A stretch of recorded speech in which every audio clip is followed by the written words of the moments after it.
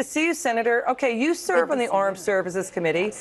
You met with Senators Graham, Van Hollen, Blumenthal, and Shaheen, also the president of the Syrian Defense Council. Can you tell us about that? Yes, I did. We met with President Ahmed and heard from her yesterday. I have to tell you, Liz, courage, leadership, she is one tough gal and is doing such a great job expressing the concerns of the Kurds there in Syria. They have been with us every step of the way, and I've got to tell you, I think when they look at what Obama did with the red line that he smudged, and now with the pullback of troops, they're very concerned, and they want to make certain that we're going to be there with them, and we're going to help them, provide air cover, make certain that they do not go through an ethnic cleansing, make certain that they have the protections that they are going to need, and then also protect the oil fields so that they have a revenue source. So those are the concerns, and we were pleased to have the meeting and then pleased to work with the expression of their needs. General Jack Keane was on our show last night. I'd like to play this soundbite and get you to your reaction to it. Let's listen. But that ceasefire in itself enabled policymakers in our government, to include the president, to look at the implications of what's taken place and what's occurring as a result of that ceasefire and make some adjustments. Okay, the president is getting pushback on what's going on. He's getting criticized for how it was handled. The U.S. military occupation of eastern Syria was never approved by Congress, right? And since 2013, I mean, from that to the end of his term, President Obama repeatedly promised 16 times no U.S. boots on the ground in Syria. Let's take a listen to some examples. Yes. We would not put boots on the ground.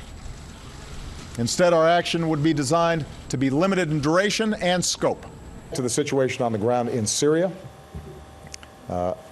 we will not be placing U.S. ground troops to try to control. The resolution we've submitted today does not call for the deployment of U.S. ground combat forces to Iraq or Syria. Okay, when President Obama backtracked on that, Congress didn't criticize. And what you saw with President Obama was he said no boots on the ground, but there were forces in Syria at that point in time. So that was another case of say one thing, do another thing. He gave different things that were for humanitarian aid, but not for them to protect themselves, to avoid ethnic cleansing, to make certain that they have the air cover that they need. Now, President Trump in this administration has done a much better job of meeting the needs of the Kurds, and the Kurds have been with us. They have sacrificed 11,000 lives in this defense and fighting against ISIS. Understood, but now the president is getting criticized for the way it was handled, right? The pullout.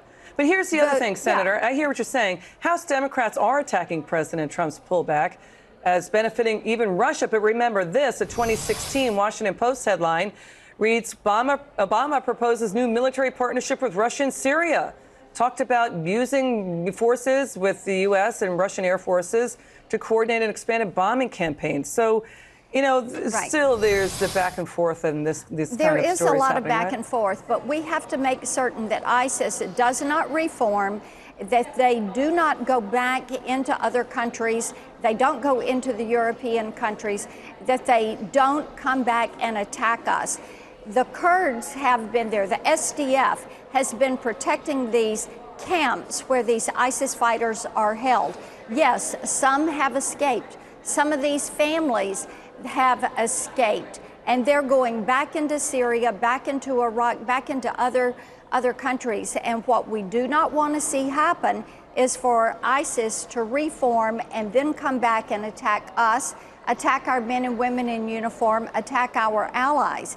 So being certain that we work with the Kurds, that we help them, that we avoid the ethnic cleansing, we deal with the humanitarian needs, that we provide the air cover, that we make certain that these ISIS fighters are not going to be left out. Let me tell you something.